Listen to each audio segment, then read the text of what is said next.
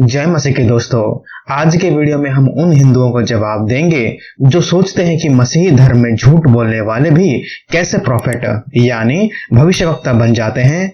अगर ये लोग ही बुरे हैं तो ये बाकी के लोगों को क्या सही रास्ता दिखाएंगे? ये देखिए इनका सवाल, और ये लिखा है उत्पत्ति 12 वचन 11 से 13 तक।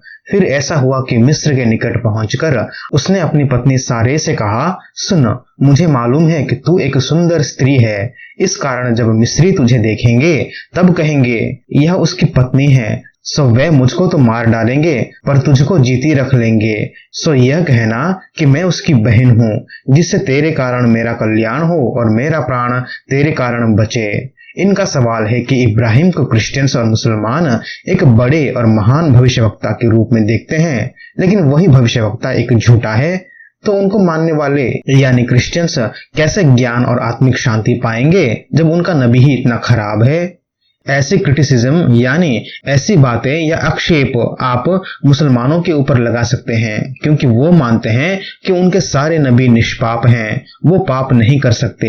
लेकिन बाइबल हमें बार बार कहता है कि कोई एक मनुष्य भी निष्पाप नहीं जिन्होंने इस धरती पर जन्म लिया सिवाय यीशु मसीह के। और सभी क्रिश्चियंस जानते हैं कि बाइबल में लगभग कोई भी भविष्यवक्ता निष्पाप नहीं है। लगभग सभी ने कुछ न कुछ पाप किए परमेश्वर की दृष्टि में, और यही अंतर है बाइबल और दुनिया के बाकी के धर्मों के पात्र में। बाइबल किसी का बचाव नहीं करती, चाहे वो जितना भी बड़ा नबी हो। जो गलती करता है, जो पाप करता है, बाइबल हमें कहता है कि वो पापी है, उसने गलत किया है।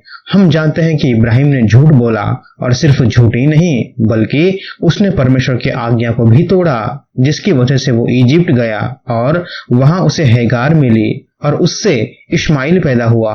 अगर वो परमेश्वर की बात को मानता तो उसे हेगार को नहीं लाना पड़ता और उससे इश्माइल नहीं होता। इससे हम सब ये सीख सकते हैं कि अगर हम भी परमेश्वर की आज्ञा को नहीं मानेंगे तो हम आगे जाके भविष्य में दुख भोग सकते हैं, कष्ट झेल सकते हैं, जैसे इब्राहिम ने भोगा था।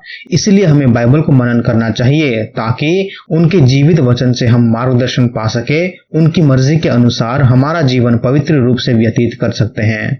पढ़ते हैं रोमियो की पुस्तक 3 वचन 10 से 12। जैसा लिखा है कि कोई धर्मी नहीं, एक भी नहीं, कोई समझदार नहीं, कोई परमेश्वर को खोजने वाला नहीं। सब भटक गए हैं, सब के सब निकम्मे बन गए हैं, कोई भलाई करने वाला नहीं, एक भी नहीं। और इसके अगले अध्याय यानी अध्याय 4 वचन 1 से 3 को पढ़िए। सो हम क्या कहें कि हमारे शारीरिक पिता इब्राहिम को क्या प्राप्त हुआ? क्योंकि यदि इब्राहिम कर्मों से धर्मी ठहराया जाता तो उसे घमंड करने की जगह होती, परंतु परमेश्वर के निकट नहीं। पवित्र शास्त्र क्या कहता है? यह कि इब्राहिम ने परमेश्वर पर विश्वास किया और यह उसके लिए धार्मिकता गिना गया। तो क्या इब्राहिम अपने कर्मों के द्वारा धर्मी ठहराया गया?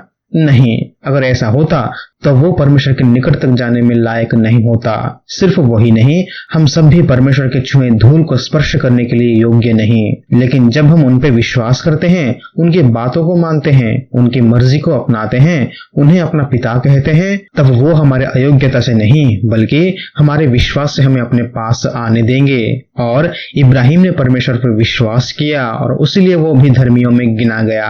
तो दोस्तों, ये रहा जवाब इस सवाल का। दूसरा तीमुथियुस वचन 16 हमें सिखाता है हर एक पवित्र शास्त्र परमेश्वर की प्रेरणा से रचा गया है और उपदेश और समझाने और सुधारने और धर्म की शिक्षा के लिए लाभदायक है।